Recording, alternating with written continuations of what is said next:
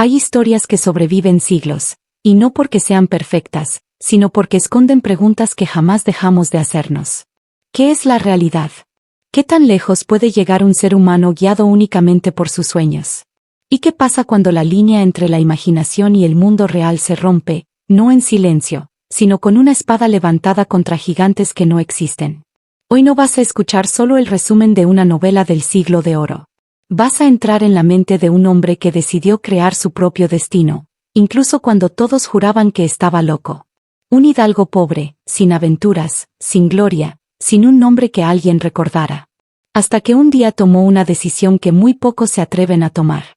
Dejar de vivir la vida que le tocó, y empezar a vivir la que soñó. Este no es el libro sobre un caballero, es el libro sobre un hombre que se negó a ser invisible. Y desde este momento, vamos a caminar junto a él. Veremos cómo una venta común se convierte en un castillo. Cómo una campesina se transforma en dama ideal. Cómo molinos de viento se vuelven gigantes aterradores. Y cómo un sueño hermoso puede destruir a un hombre, o volverlo eterno. Prepárate. Porque esta no es solo la historia de Don Quijote. Es la historia de cualquiera que se sintió pequeño. Y aún así decidió luchar por algo más grande. Reoc. Y ahora que conoces el fuego que lo movía, es momento de descubrir cómo nació el caballero más extraño, y más humano, de la literatura. En la seca tierra de la Mancha vivía Alonso Quijano, un hidalgo de unos 50 años cuya vida era silenciosa, sencilla y sin grandeza. Pero cada noche se refugiaba en los libros de caballerías, batallas, monstruos, hechiceros y héroes que cambiaban reinos completos. Y cuanto más leía, más pequeña le parecía su propia existencia. Esas historias comenzaron a filtrarse en su mente. No como fantasías, sino como una posibilidad.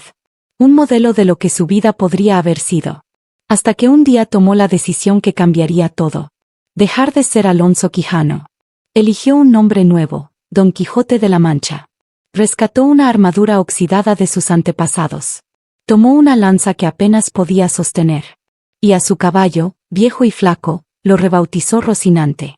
Luego eligió a su dama, una campesina cualquiera que él convirtió en Dulcinea, la mujer más hermosa del mundo, al menos en su imaginación. Con su propia leyenda naciendo en su corazón, salió a su primera aventura. Y el mundo no lo recibió como héroe, sino como un loco.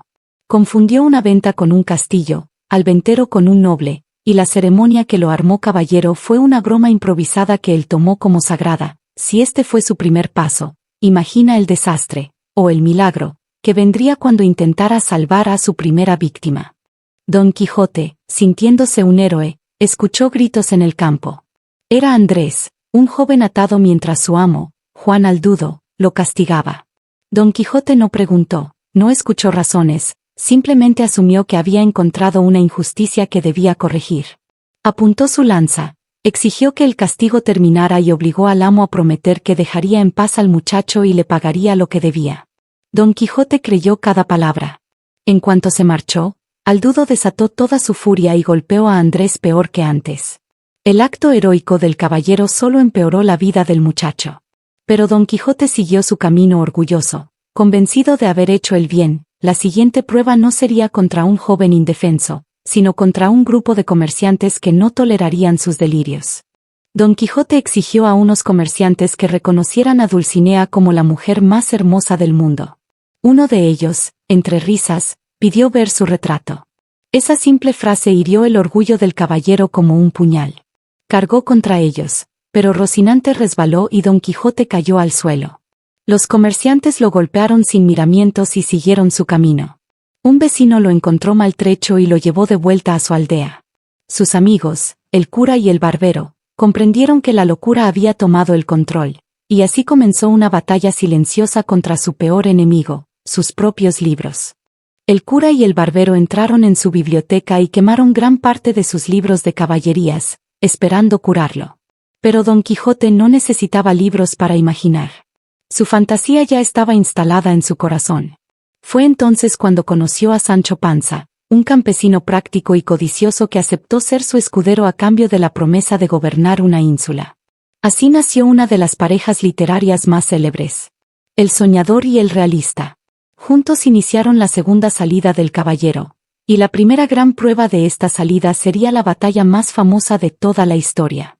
Don Quijote vio gigantes donde solo había molinos de viento. Sancho suplicó, explicó, gritó, nada funcionó.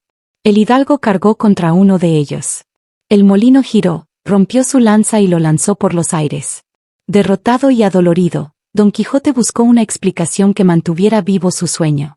El malvado encantador Frestón había convertido a los gigantes en molinos para quitarle la gloria. Sancho entendió que nada frenaría la imaginación de su amo, y pronto se enfrentarían a un peligro más real, un vizcaíno dispuesto a pelear de verdad. Don Quijote vio a una dama en un carruaje acompañada por frailes y asumió que era una prisionera. Atacó a los religiosos y los hizo huir. Pero el escudero de la dama, un vizcaíno valiente, salió a defenderla. Por primera vez, Don Quijote enfrentó un combate real. Fue una lucha absurda pero violenta. Sorprendentemente, Don Quijote ganó. La dama pidió que perdonara la vida del vizcaíno.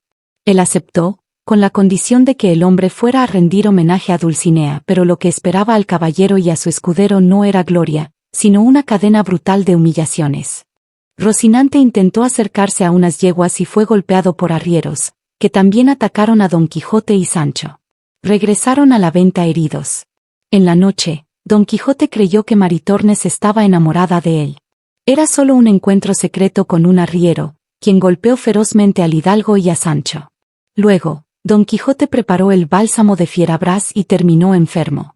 Al marcharse, se negó a pagar la cuenta y Sancho fue manteado cruelmente, y aún así, lo peor estaba por llegar, ejércitos imaginarios, monjes sospechosos y el engaño final que lo devolvería a casa. Monjes sospechosos y el final de la primera travesía. Don Quijote vio ejércitos donde solo había ovejas y cargó contra ellas. Los pastores lo apedrearon brutalmente. Luego confundió batanes con gigantes. Un barbero con un casco legendario. Y liberó galeotes que lo atacaron y escaparon riéndose. Finalmente, el cura y el barbero idearon un engaño. Disfrazaron a una joven como princesa y convencieron a Don Quijote de que debía regresar encantado dentro de una jaula.